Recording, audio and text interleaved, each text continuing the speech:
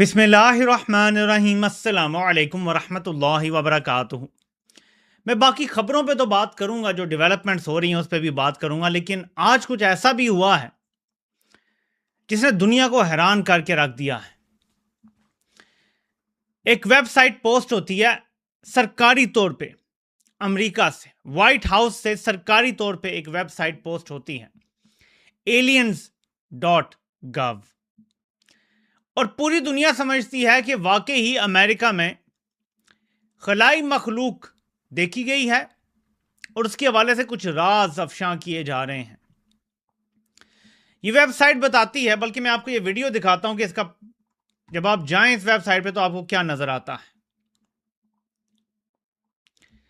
یہ web site آپ کو بتاتی ہے کہ 60 سالوں میں امریکی حکومت نے بڑا یہ سیکرٹ کلوزلی گارڈ کیا ہے۔ ایلینز جو ہیں وہ ہمارے درمیان چلتے پھرتے ہیں، ہمارے ساتھ شاپنگ کرتے ہیں، اسکولوں میں جاتے ہیں، کام کرتے ہیں۔ ایلینز یعنی خلائی مخلوق ہمارے درمیان ہی ہے۔ رات کے اندھیروں میں انہوں نے اس دنیا کو انویڈ کیا ہے، امریکہ کو انویڈ کیا ہوا ہے، اور امریکی شہریوں کو بچانے کے بجائے سابق حکومتیں یہ راز چھپا کے رکھتی رہیں اور ایلینز کی حفاظت کرتی رہی ہیں۔ لکھتا ہے the truth is no longer out there, it is right here, right now، یعنی سچائی اب کہیں اور نہیں ہے بلکہ یہاں پر ہے۔ دنیا یہ پڑھتی ہے، کہتی ہے یار واقعی 60 سالوں سے یہ راز چھپایا ہوا ہے کہ ہمارے درمیان خلائی مخلوق چل رہی ہے، وہ ہمارے ساتھ کھاتے ہیں پیتے ہیں، ہمارے ساتھ ہی کہیں شاپنگ کرتے ہیں اور ہم پہچانتے نہیں ہیں ان کو، وہ ان کے بچے ہمارے بچوں کے ساتھ اسکول بھی جاتے ہیں اور ہمیں پتہ نہیں چلتا۔ لیکن پھر جب نیچے جا کے دیکھتے ہیں تو پتہ چلتا ہے کہ ٹرمپ بات کر رہا ہے اور امریکی حکومت بات کر رہی ہے امیگرنٹس کی۔ جو لوگ دوسرے ممالک سے امریکہ آ کے سیٹل ہوتے ہیں یا آ کے رہتے ہیں، ایون برطانیہ اور باقی ممالک کے بھی حوالے دیے جا رہے ہیں کہ جو دوسرے ممالک سے لوگ آتے ہیں وہ یہ جرائم میں ملوث ہیں اور اتنی بار گرفتار ہو چکے ہیں، اور پوری تفصیل دی ہوئی ہے۔ تقریباً 3000 پیجز پبلش کیے گئے ہیں، 2900 کچھ، اور جس میں بتایا گیا ہے کہ فلاں جگہ پہ اتنے امیگرنٹس نے اتنے کرائم کیے ہیں، اتنے پکڑے گئے ہیں، اتنے پولیس نے گرفتار کیے ہیں، اتنوں کو سزا ہوئی، اور اس طرح کی باتیں۔ اور یہ ویب سائٹ aliens.gov یا whitehouse.gov/aliens ایسے ڈالی گئی ہے۔ دنیا حیران ہے کہ کیا امریکہ اس سے ریکور کر پائے گا؟ دیکھیں، ریسزم مختلف طریقے سے آتا ہے، ہر بندے کا ایک اپنا سوچنے کا انداز ہوتا ہے، لیکن اس طرح کبھی بھی انسٹیٹیوشنلائز نہیں کیا گیا اس چیز کو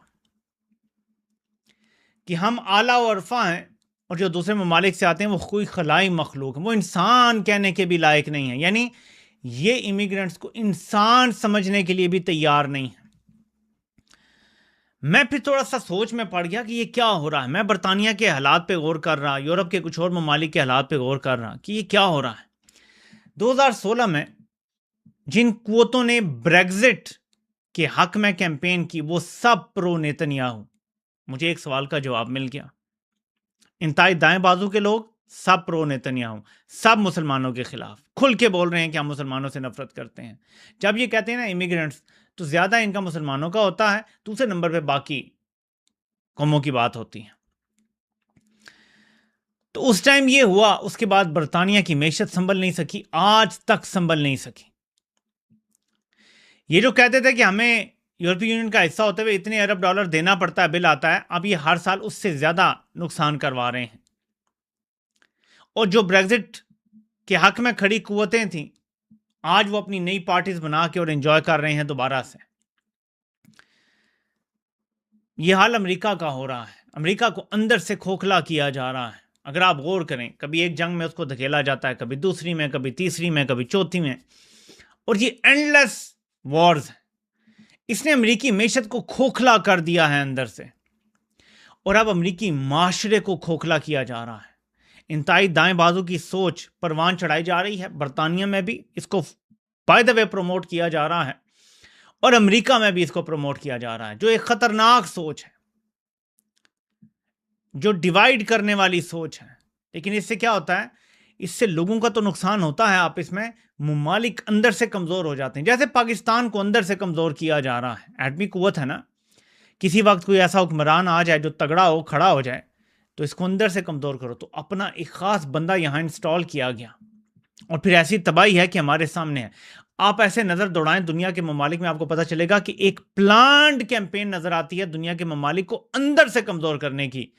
اور اگر آپ زیادہ گہرائی میں جائیں گے تو آپ کو سمجھ آئے گا کہ کوئی ایک ایسا ملک ہے جو پوری دنیا پہ بادشاہت قائم کرنا چاہتا ہے، اپنے مسیح کے انتظار میں ہے، اور اس سے پہلے اس کو یہ لگتا ہے کہ اس کو دنیا کے تمام سپر پاورز کو کمزور کرنا پڑے گا۔ یہ جو امریکہ اور روس کی لڑائی کروائی گئی، یہ جو امریکہ اور چین کی اب لڑائی کروائی جا رہی ہے، ٹریڈ وار، یہ بھی اسی طرف سے آ رہی ہیں، کیونکہ چین بھی طاقتور نہیں قبول، روس بھی طاقتور نہیں قبول، امریکہ بھی طاقتور نہیں قبول، برطانیہ بھی طاقتور نہیں قبول۔ کوئی اور ملک ہمارے سامنے کھڑا نہ ہو سکے جب ہم اپنی بادشاہت کا اعلان کریں اور ہمارا مسیح آ چکا ہو۔ ہم ان چیزوں کو سنجیدہ نہیں لیتے، لیکن دنیا لٹرلی اسی طرح چل رہی ہے۔ اس پہ غور ضرور کیجئے گا، اس پہ مزید بات ہونی چاہیے اس چیز پہ۔ اب آتے ہیں تھوڑا سا لوکل پالیٹکس کو ٹچ دے دوں۔ میں نے تو آپ کو پتا کبھی شریفوں زرداریوں کا ذکر نہیں کیا، لیکن کیونکہ آج کل میں آپ کو بتا رہا ہوں کہ یہ ڈرے ہوئے ہیں، گھبرائے ہوئے ہیں اور منت ترلا کر رہے ہیں، وہیں پہ آصف زرداری نے سی وی پیش کر دیا اور یہ ثبوت دے دیا ہے کہ یہ کتنا ڈرے ہوئے ہیں۔ آپ ذرا یہ چھوٹا سا کلپ سنیں، آپ کو تکلیف تو ہوگی کہ زرداری کا کلپ میں چلا رہا ہوں، جبکہ میں نے شاید ہی کبھی چلایا ہو اپنے 7-8 سالوں میں، لیکن یہ ضروری ہے تاکہ آپ کو پتہ چلے کہ پاکستان میں کیا کھچڑی پک رہی ہیں۔ پاکستان میں بھٹو صاحب کی لیگیسی کو لوگوں کو سمجھانا ہے۔ آج تک جتنے کام ہم نے کیے ہیں وہ 73 کانسٹیٹیوشن پہ کیے ہیں۔ ہم ساتھ مل کے اسٹیبلشمنٹ کے بھی ہاتھ مضبوط کریں گے، اپنے بھی ہاتھ مضبوط کریں گے، ملک کو بھی مضبوط کریں گے۔ ملک چلانا اصل مسئلہ ہے، بات ہے ملک کی، ہر چیز ملک کی۔ بھٹو صاحب نے اگر شہادت قبول کی تو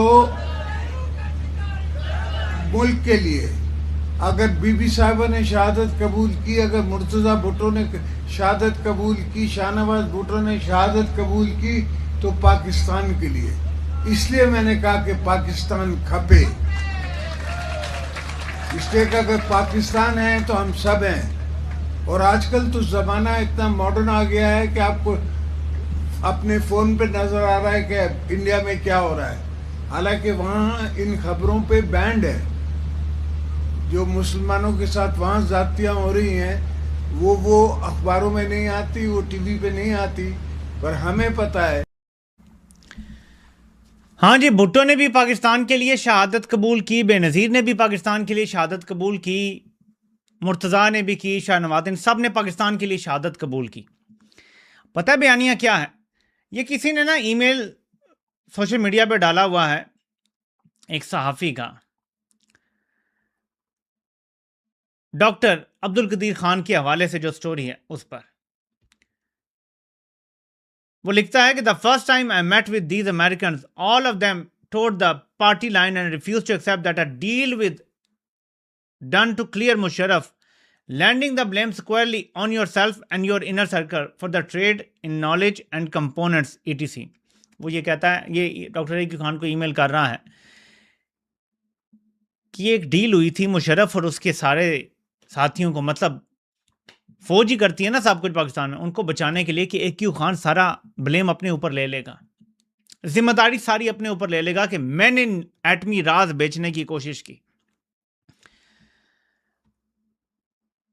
یہ ایڈرین لیوی ہے، یہ صحافی ہے، اور یہ لکھتا ہے کہ the time as events have changed in DC and Pakistan and all of those figures have left government, the accounts they gave were startlingly different.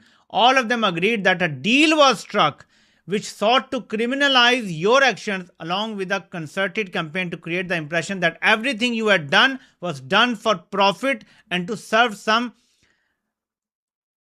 personal interest or other۔ یعنی بیسیکلی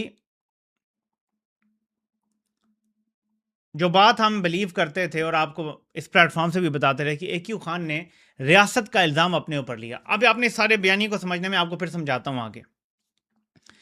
کل فواد چودھری نے بھی ایک ٹویٹ کیا، میں نے خیر اس کے اوپر جواب بھی دیا ان کو، لیکن ان کا رپلائی ابھی تک نہیں آیا. میں آپ کو وہ ٹویٹ بتاتا ہوں کہ یہ فوج کا ایک طریقہ کار ہے، موڈس آپرینڈی ہے. ٹھیک ہے، تو کیا لکھتے ہیں؟ ذوالفقار علی بھٹو نے پھانسی پر جھول کر پاکستان کے ایٹمی پروگرام کی قیمت ادا کی. کردار بہت لوگوں کا ہے، لیکن بھٹو اور پاکستان کے ایٹمی پروگرام میں بھٹو کا وہی کردار ہے جو قائد اعظم کا پاکستان بنانے میں.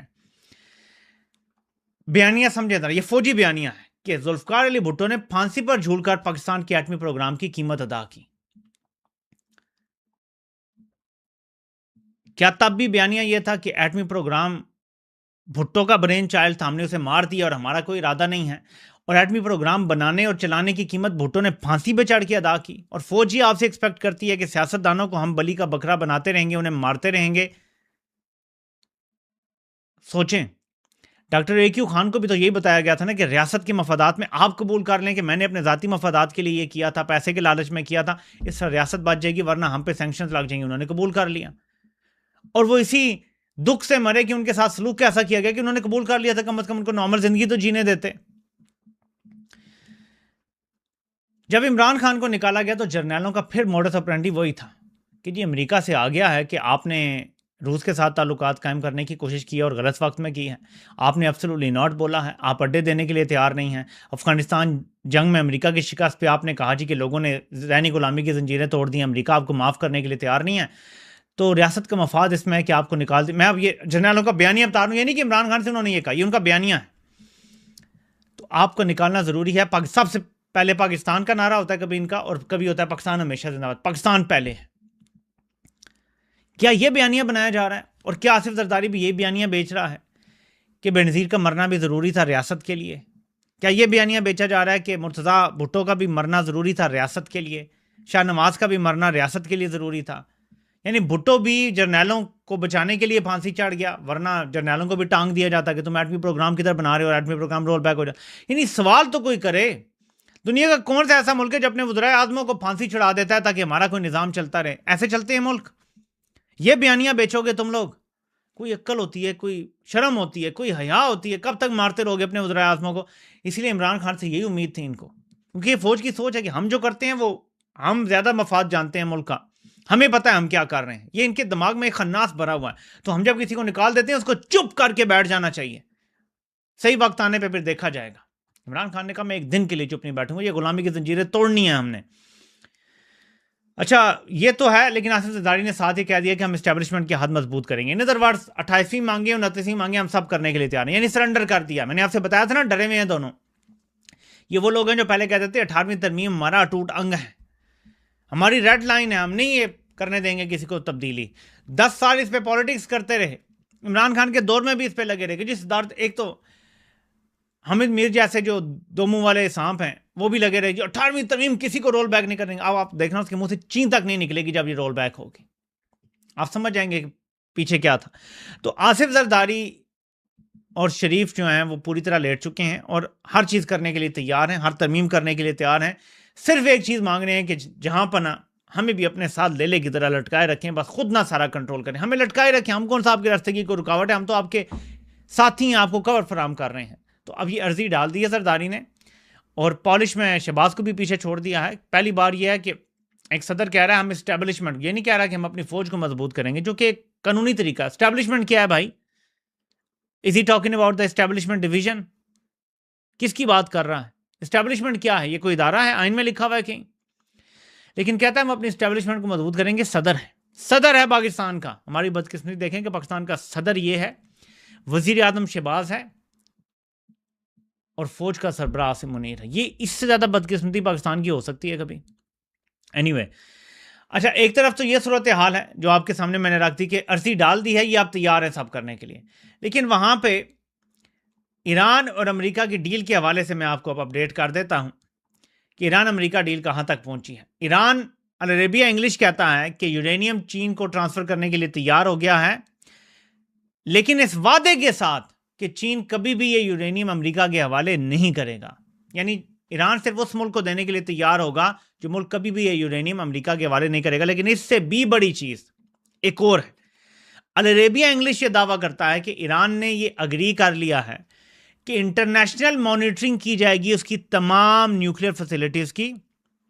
اس کے بدلے ایران یہ کہہ رہا ہے ٹرمپ کو کہ ہم انہیں ڈسمنٹل نہیں کریں گے, ہم انہیں ختم نہیں کریں گے. جو ہمارے ایٹمی مواد کو بنانے والی فیسلٹیز ہیں, پروسیس کرنے والی فیسلٹیز ہیں, وہ ہم ختم نہیں کریں گے, تباہ نہیں کریں گے. تم انٹرنیشنل مانیٹرنگ اس کی رکھ لو, عالمی ادارے کے تحت رکھ لو. آپ کو پتا ہے کہ عالمی ادارے نے پہلے بھی ان کی نشاندہی کر کے ان کے سائنسدان مروائے ہیں, جاسوسی کرتے رہے, لیکن ایران پھر تیار ہے. اب اس پہ میں سوچ میں پڑ گیا ہوں کہ ایران یہ کیوں نہیں کہتا کہ بھائی جو نیوکلیئر آپ نے, ہمارے یورینیم تھا وہ تو آپ نے تباہ کر دیا, وہ تو امریکہ نے جو کلسٹر بم مارے تھے وہ نیچے دب گیا ہے, تباہ ہو گیا ہے, تو وہ تو نہیں ہم نکال سکتے. اور اس طرح ٹائم گین کر سکتا تھا ایران, لیکن ظاہر ایران نوز بیٹر اپنے حالات ان کے کیسے ہیں. تو یہ چیزیں سامنے آ رہی ہیں کہ جو نیوکلیئر کے حوالے سے بہت ساری چیزیں وہ ریزالو ہو گئی ہیں, بظاہر یہ نظر آتا ہے. لیکن ابھی تک ایران یا امریکہ میں سے کوئی بھی یہ نہیں کہہ رہا جی فائنل ڈیل ہو گئی ہے, سائن ہو گئی ہے, جبکہ پاکستان کی طرف سے جو سو کالڈ سورسز ہیں وہ کہہ رہے ہیں جی ڈیل بھی ہوگی اور اسلام آباد میں سائن ہوں گے. فائنل جو بھی پریلیمنری ڈیل ہوگی جو سیز فائر کی, اس کے سائن اسلام آباد میں ہوں گے. اب دیکھتے ہیں کہ یہ کہاں تک درست ہے. لیکن آپ یہ ذرا سن لیں, امریکہ کے سیکٹری آف وار یا وزیر دفاع پیٹ ہیگسیت کیا کہہ رہا ہے اپنی فوج سے. میں آپ کو یہ اس کا کلپ سنواتا ہوں. And when you do your job, the adversaries know what's coming for them. And that's when they either step up and meet the fury of the American military or back down, and you create a whole bunch of options for America and the president with what he wants to execute on behalf of the American people. So right now, hey, Iran has a choice. Meet at the table with the president and give up their nuclear program. And as the president said, I lost on time, 2 days ago now, in the cabinet meeting, I'm sitting right next to him.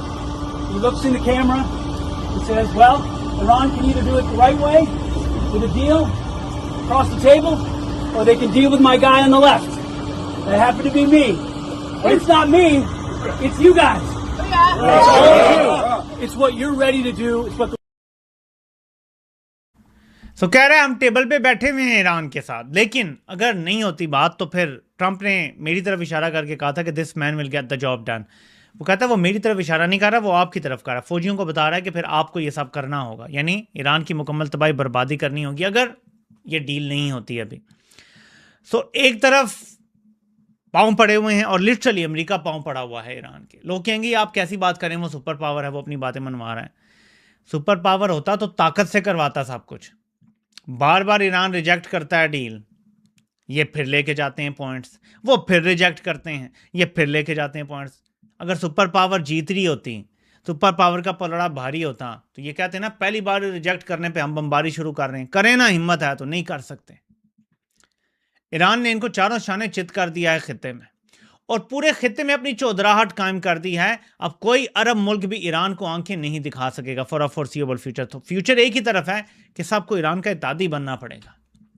Iran نے اپنی طاقت ثابت کر دی ہے, اور ایران کے پاس عرب ممالک کی طرح رافیل جہاز نہیں ہے. عرب ممالک جو خطے میں ہیں ان کے پاس رافیل جہاز بھی ہیں, ان کے پاس یورو فائٹرز ٹائفونز بھی ہیں, ان کے پاس F-35s بھی ہیں. یہ اس سے زیادہ جدید طیارے دنیا میں کہیں اور نہیں ہیں, کسی اور ایئر فورس کے پاس نہیں ہے. F-22 رپٹر جو ہے وہ ایک آپ کہہ سکتے ہیں امریکہ نے اپنے پاس رکھا ہوا, لیکن وہ امریکہ کے علاوہ کسی کے پاس نہیں ہے. لیکن ان سے جدید طیارے اور کسی ملک کے پاس نہیں ہیں.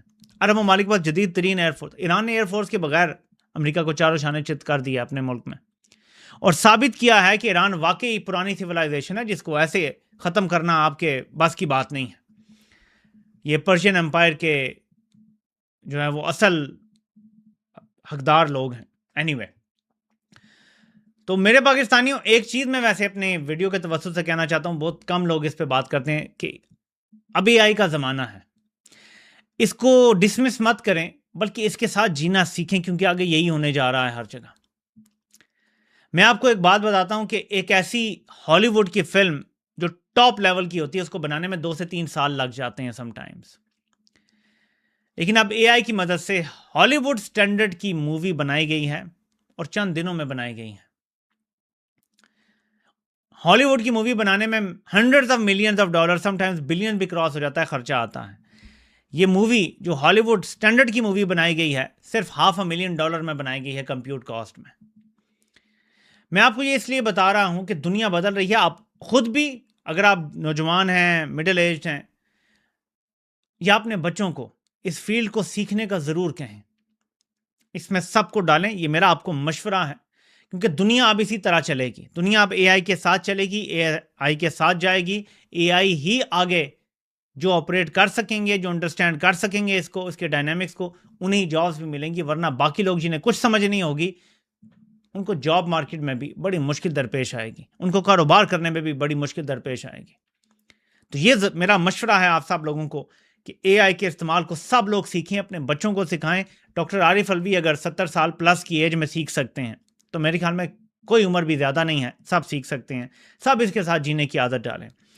نیکسٹ ویڈیو میں انشاءاللہ آپ سے پھر ملاقات ہوتی ہے. اللہ پاک آپ سب کا حامی و ناصر ہو. آپ سب کو سننے کا بہت بہت شکریہ.